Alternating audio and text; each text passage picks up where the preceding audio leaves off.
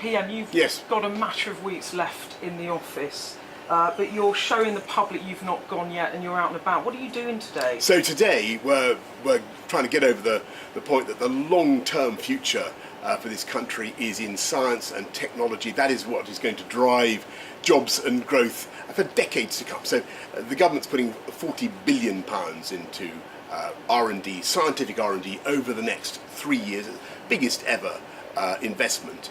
And we're putting £1 billion here in the incredible Crick Institute in London. But I want to stress the investment's going all around the country.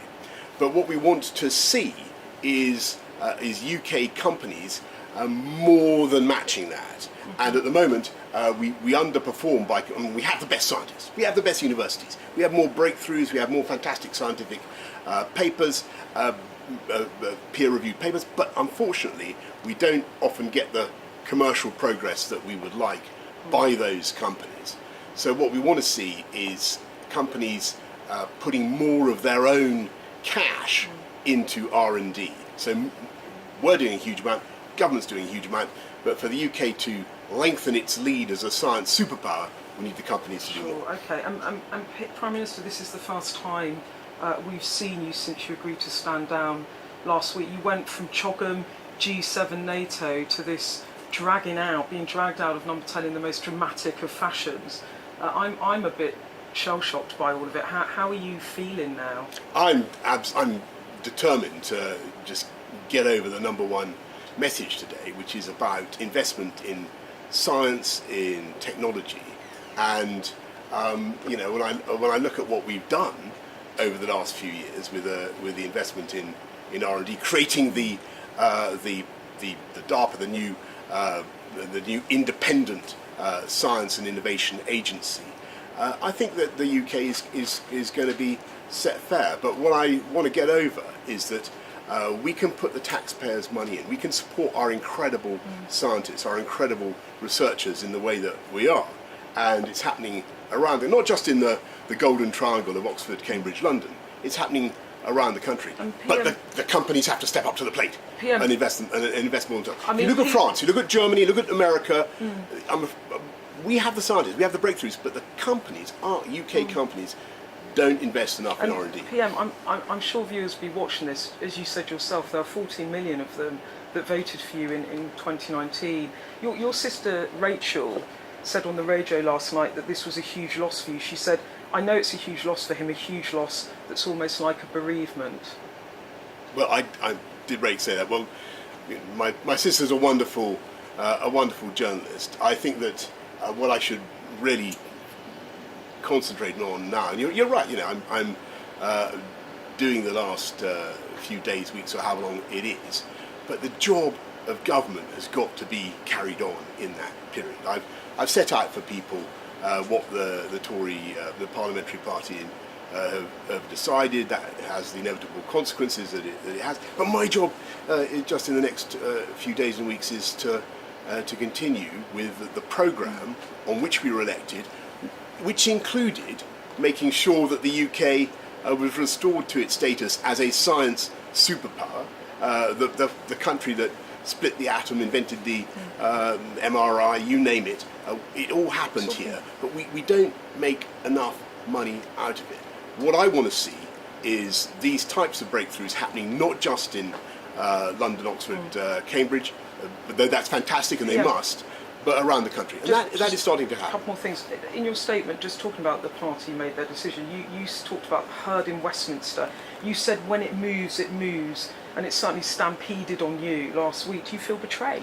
No, I don't want to say any more about all that. There's a contest underway and that must happen, and I wouldn't want to damage anybody's chances by offering my support. I just have to get on. Of anger. I have to get on, and in the last few days and weeks, the job of the constitutional function of the Prime Minister in this situation is to discharge the mandate, to continue to discharge the mandate, and that's what I'm doing. And I think, and the reason we're here today is because I think science, technology, our natural genius in this area is one of the many things that is going to carry us forward and make sure that our future You is must very be- bright. Let me end like this then. You must be sorry that it won't be you continuing on the job. I know that whatever happens, and whoever takes over, there is a great agenda to be continued, and that we've put in some pretty fantastic investments, not just in science, but in infrastructure, in skills, and in technology that I think are going to enable us conservatives, I should say, to keep on with our programme of levelling up and delivering for all the people in this country. And Prime Minister, that's what we're going to do. I'm being tapped on the shoulder, so final question, because people will be cross with me if I don't ask. Yes. Just to be clear, you are not putting your hat or putting your horse behind any of the runners and riders. It would be.